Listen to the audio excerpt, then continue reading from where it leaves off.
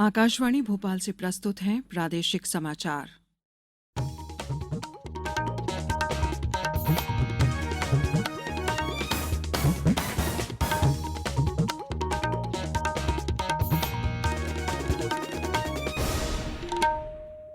नमस्कार, समाचारों के साथ मैं शेख महजबीन अल्मास।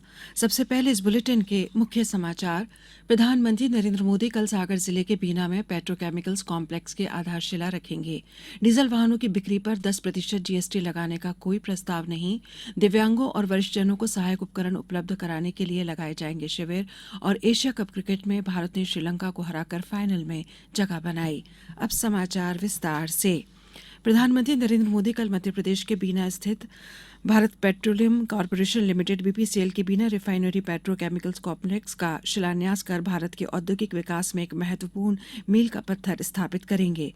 करीब 49,000 करोड़ रुपए की यह परियोजना भारत के पेट्रोकेमिकल्स क्षेत्र में एक महत्वपूर्ण निवेश है। यह परियोजना 5 साल की अवधि में पूरा होने की उम्मीद है।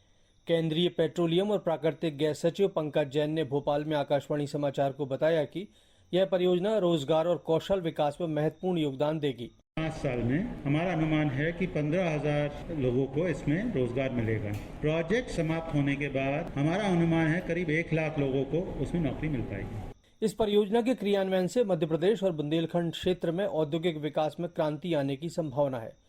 इससे बीपीसीएल के पेट्रोकेमिकल उत्पादों पर निर्भर डाउन स्ट्रीम उद्योगों से पर्याप्त निवेश आकर्षित होने की भी उम्मीद है। यह पहल आत्मनिर्भर भारत मिशन के अनुरूप पेट्रोकेमिकल उत्पादों की कमी को पूरा करेगी, जिसके परिणाम स्वरूप विदेशी मुद्रा की भी बचत होगी। संजीव शर्मा, आकाशवाणी समाचार, भोपाल। कल बीना में आयोजित कार्यक्रम की तैयारियों को लेकर मुख्यमंत्री शिवराज सिंह चौहान ने अधिकारियों के साथ बैठक की। उन्होंने कार्यक्रम स्थल पर नागरिकों के लिए सुविधाजनक बैठक व्यवस्था सहित सभी समुचित व्यवस्थाओं के निर्देश दिए। उन्होंने कहा कि प्रदेश के लिए 14 सितंबर का दिन निवेश की दृष्टि से बहुत महत्वपूर्ण है। इससे क्षेत्र का विकास बढ़ेगा और करीब 3 लाख लोगों के लिए रोजगार के अवसर भी सृजित होंगे।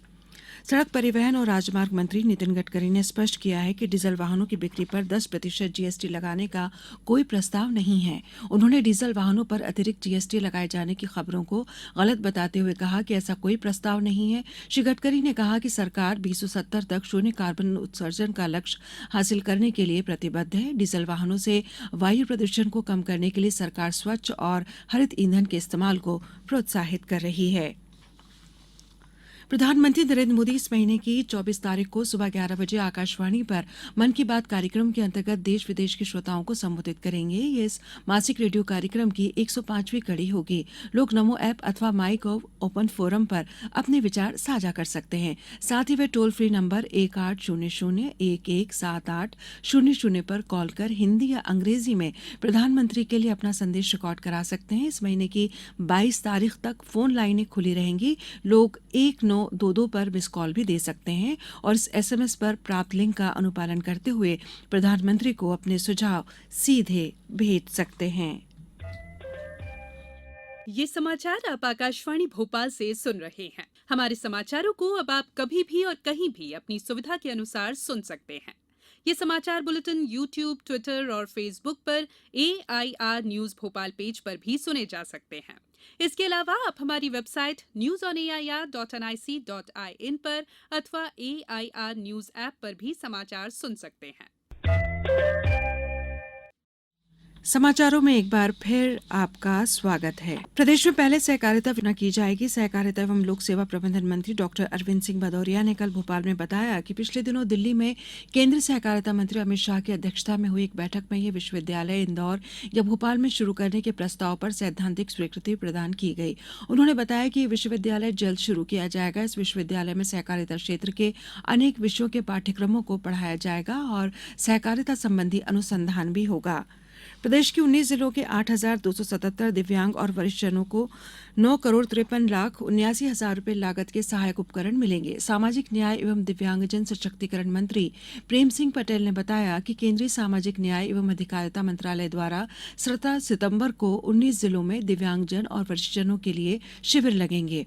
उन्होंने बताया कि राज्य के अशोकनगर, टीकमगढ़, शिवपुरी, इंदौर, खंडवा, उमरिया, कटनी, नर्मदापुरम, गुना, निमाड़ी, नीमच, डिंडौरी, अलीराजपुर, विदिशा, विदिशा, मंडला, सीधी, छतरपुर, श्योपुर और भोपाल में आयोजित शिविरों में दिव्यांग और वरिष्ठ जनों को सहायक उपकरणों का वितरण किया जाएगा। मध्य प्रदेश मानव अधिकार आयोग का स्थापना किया जाएगा। इस अवसर पर शिक्षा का अधिकार, मानव अधिकार विषय पर कार्यशाला होगी, जिसमें मुख्यमंत्री शिवराज सिंह चौहान मुख्य अतिथि होंगे और विशिष्ट अतिथि स्कूल शिक्षा राज्य मंत्री इंदर सिंह परमार होंगे। कार्यक्रम के दौरान स्कूल शिक्षा विभाग की योजनाओं की जानकारी दी जाएगी और मानव अधिकार आयोग द्वारा प्रकाशित पुस्तिका का विमोचन किया जाएगा। वर्ष 2024 के पद्म पुरस्कारों के लिए ऑनलाइन नामांकन की अंतिम तिथि 15 सितंबर। नामांकन या सिफारिशें राष्ट्रीय पुरस्कार पोर्टल पर ऑनलाइन प्राप्त की जाती हैं। पुरस्कारों की घोषणा अगले वर्ष गणतंत्र दिवस के अवसर पर की जाएगी। एशिया कप क्रिकेट वनडे में कल रात कोलंबो के आर प्रेमदासा स्टेडियम में सुपर 4 मुकाबले में भारत ने श्रीलंका को 41 रनों से हरा दिया।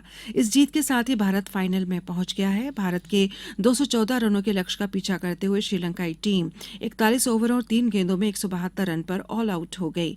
भारत की तरफ से कुलदीप यादव सबसे सफल गेंदबाज रहे। उन्होंने 4 विकेट लिए। इससे पहले बल्लेबाजी करने उतरी भारतीय टीम 49 ओवर और 1 गेंद में 213 रन पर ऑल आउट हो गई। कप्तान रोहित शर्मा ने 48 गेंदों पर 53 रन की पारी खेली। अब कुछ समाचार संक्षेप में। धार जिले में अतिरिक्त जिला दंडाधिकारी ने कानून व्यवस्था बनाए रखने हेतु 6 नवंबर तक सोशल मीडिया सहित अन्य प्रतिबंधात्मक आदेश जारी किए हैं। अशोकनगर में त्योहारों के मद्देनजर आज कलेक्टर की अध्यक्षता में जिला स्तरीय शांति समिति की बैठक आयोजित की जाएगी। मंदसौर में आज आयुष्मान भव अभियान का शुभारंभ किया जाएगा। इस अभियान के दौरान 1 पखवाड़े तक आयुष्मान मेले आयोजित किए जाएंगे। आगरमालवा जिले में आज से खेलो एमपी यूथ गेम्स के तहत खेल प्रतियोगिताएं आयोजित की जाएंगी। 13 से 21 सितंबर तक ब्लॉक स्तरीय और 23-24 सितंबर को जिला स्तरीय प्रतियोगिताएं होंगी। शिवपुरी में कल रोजगार मेले का आयोजन किया जाएगा, जिसमें निजी क्षेत्र की कंपनियां अभ्यर्थियों का चयन करेंगी। अंत में मुख्य समाचार एक बार फिर। प्रधानमंत्री नरेंद्र मोदी कल सागर जिले के बीना में पेट्रोकेमिकल्स कॉम्प्लेक्स की आधारशिला रखेंगे। डीजल वाहनों की बिक्री पर 10% जीएसटी लगाने का कोई प्रस्ताव नहीं। दिव्यांगों और वरिष्ठजनों को सहायक उपकरण उपलब्ध कराने के लिए लगाए जाएंगे शिविर। और एशिया कप क्रिकेट में भारत ने श्रीलंका को हराकर फाइनल में जगह बनाई। इस बुलेटिन में बस इतना ही। नमस्कार।